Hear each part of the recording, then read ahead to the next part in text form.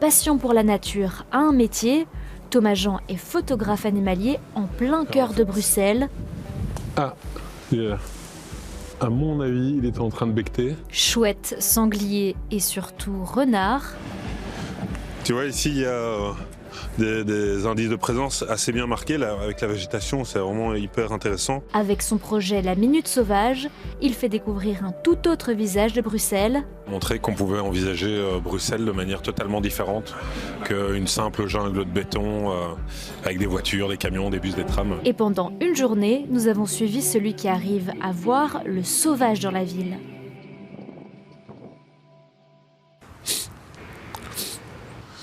Moi, là, il y a une forte odeur d'urine de renard.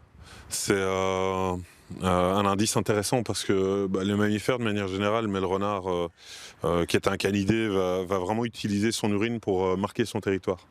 Et à fur et à mesure d'être confronté à cette odeur-là, aujourd'hui, je sais la reconnaître. Quand on cherche un animal sauvage, il faut utiliser tous ses sens. La vue, le toucher, l'odorat, et ici particulièrement, là, il y a vraiment des effluves d'urine de renard. Ici, potentiellement, il y a un des terriers qui doit être occupé, clairement. Parce que le renard, en sortant du terrier, va potentiellement uriner à gauche, à droite, pour bien préciser aux autres renards dans le quartier que c'est chez lui, quoi.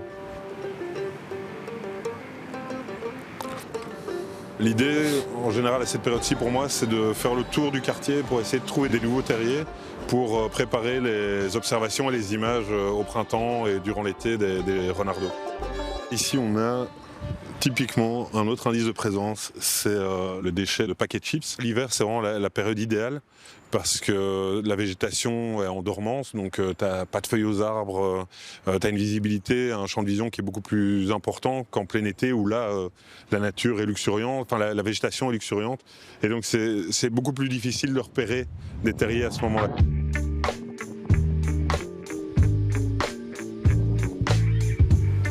En fait, ici, c'est vraiment un quartier qui est idéal parce qu'on a les tours d'immeubles à droite et à gauche, un quartier plus résidentiel avec des maisons 4 façades entourées de jardins. Et le tout est délimité par des haies végétales, ce qui permet aux renards de se balader vraiment partout. J'ai vraiment eu l'opportunité et la chance, voire le luxe en fait, de faire de ma passion mon métier. C'est un luxe parce que ça me coûte beaucoup en fait. C'est pas mal de compromis, j'ai quasiment plus de vie sociale, ma vie de famille est complexe parce qu'il faut s'organiser pas mal. C'est une activité qui est très chronophage, je dois passer énormément de temps sur le terrain, mais tout ce que ça m'amène en termes d'enrichissement, d'épanouissement, c'est incomparable. Et ça, c'est vrai que le fait d'être payé, par exemple, pour aller filmer des rats sur le piétonnier, je trouve ça génial, quoi. C'est hyper original, mais surtout, c'est hyper intéressant pour moi parce que j'adore aussi montrer des choses que la plupart des Bruxellois ne voient pas, finalement. Et ça, c'est vraiment mon travail, c'est montrer qu'on peut envisager la ville différemment, qui est généralement considérée comme uniquement dédiée à l'humain, alors qu'en fait, elle est habitée par une multitude d'autres êtres vivants. Mais ici, donc il y a la poubelle qui est en face de nous. Il y avait un renard qui avait ses habitudes et qui venait chercher de la nourriture à l'intérieur. Et j'avais tenté de réaliser un affût. Donc j'avais mis mon matériel photo avec une télécommande pour déclencher à distance et j'avais mis le matériel photo sur la poubelle. Et donc le buisson qui se trouve juste là, il était beaucoup plus touffu. Et moi je m'étais mis à l'intérieur, mais à un moment donné j'ai eu une patrouille de flics qui est passée et qui s'est arrêté, qui m'a regardé et qui m'a demandé directement ce que je faisais là, quoi, en se demandant si j'étais pas un peu perturbé ou si j'avais pas un problème. Et parce que j'étais vraiment statique comme ça dans le buisson. Et je leur ai expliqué que je faisais des photos animalières, mais ça c'est vraiment le genre de situation qui m'arrive tout le temps. Quand je me balade avec mes grosses jumelles dans les quartiers résidentiels, on se demande si je fais pas du repérage pour cambrioler. Bon voilà, c'est mon quotidien, quoi. Bonjour.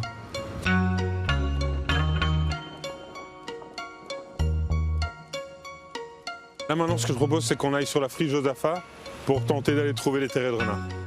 C'est un endroit qui est hyper intéressant parce que c'est une énorme zone dans laquelle on se croirait en pleine campagne.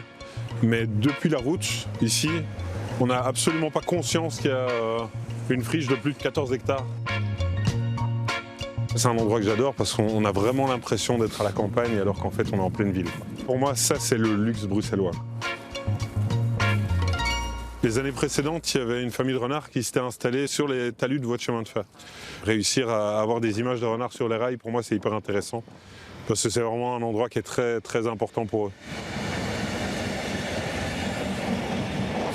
C'est super cool parce qu'on a un axe qui est plutôt intéressant parce qu'on va avoir les bâtiments derrière qui permettent de comprendre qu'on est en pleine ville. On a les voies de chemin de fer entre le terrier et l'endroit où je vais me positionner pour faire les prises de vue. Et donc potentiellement des trains qui vont passer et ça va donner lieu à des superbes observations.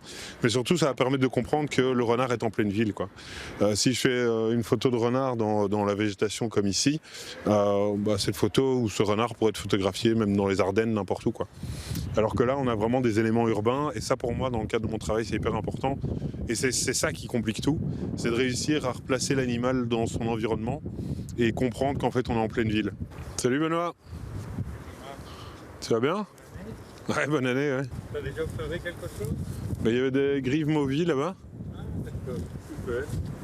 Dans le talus boisé, là. Benoît, en fait, c'est un naturaliste qui fait partie du collectif, qui a l'initiative d'ailleurs du collectif Sauvons la friche Josaphat, et qui vient ici quasi quotidiennement pour observer et recenser les espèces animales qui sont présentes sur la zone. Avant-hier, j'ai encore une bécasse. Ah, ok, excellent. Sinon, l'épervier, la buse. La buse est là quasi quotidiennement, je me demande. Elle est peut-être là-bas au bout. Oui, je l'ai vu en arrivant, elle traversait les voies de chemin de fer. Là. À plus, hein, Benoît. Ciao. Hein. Ciao.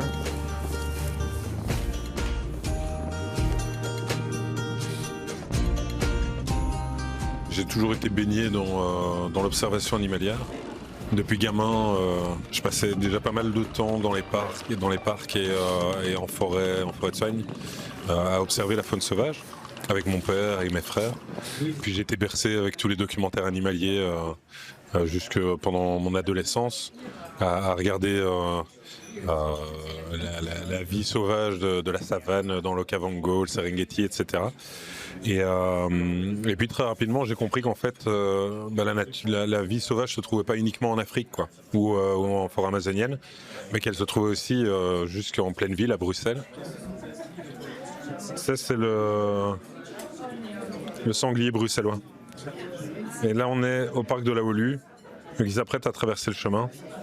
Et là, j'ai passé 1 heure avec lui, mais après l'avoir cherché pendant des jours et des jours, quoi. Quand on observe la faune sauvage, on comprend qu'il y a une réelle forme d'individualité et chaque renard va avoir son propre comportement, son propre caractère, sa propre personnalité. Et moi, c'est un peu ça que je recherche, c'est essayer d'être au contact de renards qui sont curieux, qui vont venir vers toi spontanément. Il y a des relations comme ça que j'ai pu développer avec des animaux sauvages, comme celle que j'ai eue avec une renarde que j'ai observée, qui vivait dans le cimetière dans lequel mon grand-père repose, ici à Bruxelles. Et cette renarde, je l'ai observée pendant plus de 2 ans. J'y allais très régulièrement dans ce cimetière et au bout d'un moment, elle acceptait totalement ma présence. Et là, je suis à 1 mètre d'elle et elle s'est endormie juste devant moi, quoi.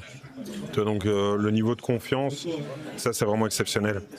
Et ce n'est possible à Bruxelles que parce que la chasse de loisirs n'est pas pratiquée, quoi. Et malheureusement, en fait, depuis elle est décédée, ça a vraiment été un choc. Et du coup, il a fallu le temps de l'accepter, quoi, de me dire ok, c'est fini, tu la reverras plus jamais. Et donc depuis, je cherche d'autres renards, mais j'en trouve pas avec le même niveau de relation. J'en ai pas encore trouvé. Tu lui avais donné un prénom? Ouais, le surnom que je donnais à mon grand-père, Dadou.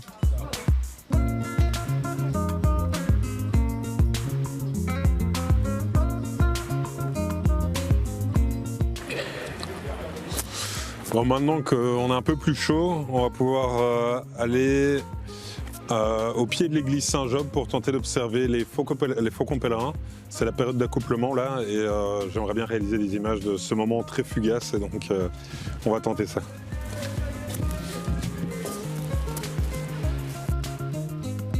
Ici en fait c'est vraiment le meilleur endroit pour observer les faucons pèlerins. Simplement parce que c'est le site de nidification qui est le plus bas à Bruxelles. Et donc même sans jumelles, on est susceptible de les voir.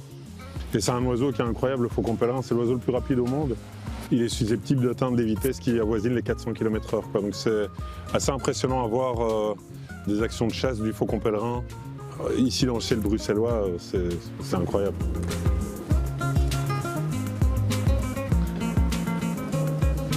Ils n'ont pas l'air d'être là. Soit ils sont de l'autre côté de l'église, mais à ce moment-là, c'est pas intéressant en termes de prise de vue. Soit ils sont en vadrouille sur le territoire à la recherche de proies. Donc il faut attendre un petit peu, quoi, et avoir un peu de bol et qu'ils viennent.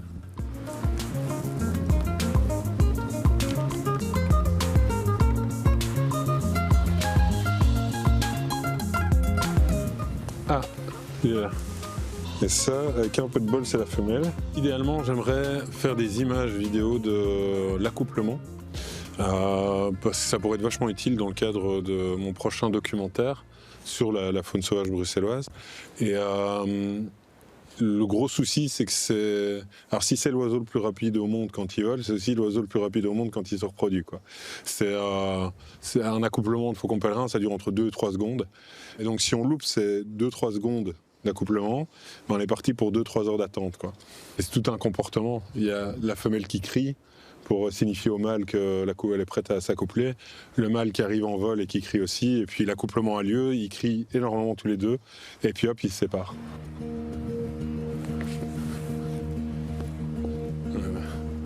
Tu vois qu'il y a du sang ici, et même un tout petit morceau de chair. En fait, le faucon pèlerin, c'est un prédateur. Qui va se nourrir essentiellement d'oiseaux. Ici, on est a priori sur une plume de pigeon. Et donc, ici à Bruxelles, il y a énormément de nourriture. Il y a beaucoup de pigeons, mais pas uniquement. Il y a plein d'autres espèces d'oiseaux. Et ça, c'est hyper intéressant de tomber là-dessus parce que ça témoigne de l'activité, du couple qui est présent sur place. Et ça permet aussi de déterminer les différentes espèces d'oiseaux qui prédatent. Mais tu vois que ça rigole pas, quoi.